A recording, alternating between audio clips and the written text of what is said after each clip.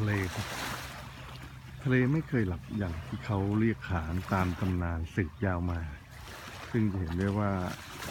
ไม่มีทะเลหลับเพราะนั้นธรรมชาติยังคงทำงานของเขาตราบใดที่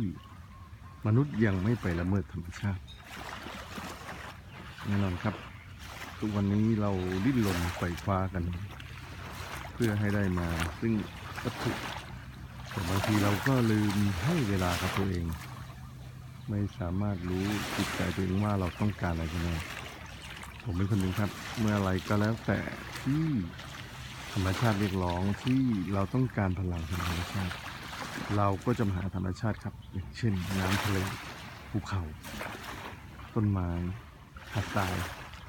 แสงแดดและสายลมอย่าให้ธรรมชาติเรียกหานะฮะมาหาธรรมชาติก่อน